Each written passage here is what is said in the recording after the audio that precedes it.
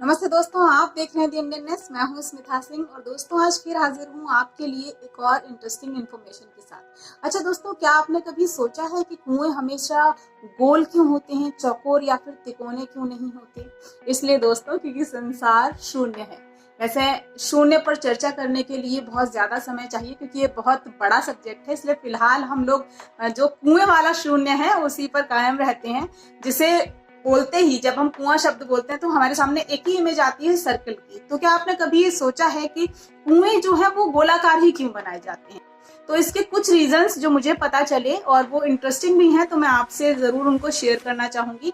तो कुएं गोल होने की एक बड़ी वजह ये हो सकती है कि जो हमने पढ़ा भी है कि आयताकार कोई भी चीज बनाइए या वर्गाकार कोई भी चीज बनाइए या आप उसको ट्राइंगल शेप में बनाइए, त्रिभुजाकार बनाइए या फिर आप उसको जो सर्कल है उसके शेप में बनाइए। आप जिस भी तरीके की इमेज बनाएंगे या जिस भी तरीके की चीज बनाएंगे, कोई भी आकृति लेकर सबसे कम जगह आपकी जो गोलाकार आकृति होगी वही घेरेगी। ये एक बड़ी वजह हो सकती है जिसकी वजह से कुएं गोल बनाए जाते हैं। इसके अलावा एक और बड़ा रीजन है, जो साइंटिफिक रीजन इसको कह सकते हैं, कि जब भी हम किसी लिक्विड को किसी चीज में स्टोर करते हैं तो जो लिक्विड का दबाव होता है वो उसकी संरचना पर पड़ता है। तो कुएं में ये हो सकता है कि जब पानी कुएं में होता है तो मान लीजिए अगर ट्रायंगल शेप में पानी को स्टोर किया जाए, यानी कुएं अगर ट्रायंगल होते या आयताकार या वर्गाकार या त्रिभुजाकार होते तो पानी का जो दबाव है वो उसके कोनों पर पड़ता, उन जगहों पर पड़ता जहां दीवार का जॉइंट होता है। जैसे इस तरीके से पड़ता तो ये जो जगह होती जॉइंट होती,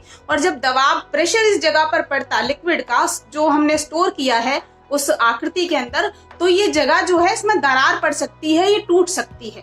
लेकिन जो कुआं होता है वो गोलाकार होता है, उसमें कहीं भी सीधा कोई जॉइंट नहीं होता, तो उसकी जो लाइफ होती है वो त्रिभुजाकार, आयताकार या वर्गाकार आकृति से ज्यादा होती है। ये एक वजह हो सकती है कि कुएं गोल बनाए जाते हैं। इसके अलावा एक और बड़ी वजह यह हो सकती है कुएं गोल बनाने की कि पुराने जमाने में कुओं को हाथों से खोदा जाता था, और जब भी आप किसी चीज को हाथ से खोदते हैं और अगर उसे आप सीधा खोदते हैं तो मिट्टी ढहने के जो चांसेस होते हैं वो सीधी आकृति में ज्यादा होते हैं बजाय गोलाकार उसे खोदने के। तो त्रिभुजाकार या आयताकार आप खोदेंगे और सीधी दीवार होगी या सीधी मिट्टी होगी तो उसके ढहने के चांस ज्यादा रहते हैं।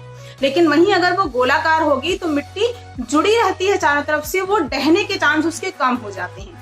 इसके अलावा जब आप गोलाकार में किसी चीज को खोदते हैं या गोलाकार गड्ढे की खुदाई करते हैं तो उसमें बजाय त्रिकोणे या आयताकार वर्गाकार खोदने की मेहनत कम लगती है। कम से मेरा मतलब है कि जब त्रिभुजाकार या आयताकार आप या वर्गाकार आप किसी चीज को खोदेंगे तो उसमें अलग अलग साइडों पर आपको अलग अलग मेहनत लगानी पड़ती है। लेकिन जब आप गोलाकार किसी चीज को खोदते हैं तो उसमें समान मेहनत पूरे गोले पर लगती है, और उन आकृतियों के अपेक्षा गोलाकार आकृति जल्दी खुदकर तैयार भी हो जाती है।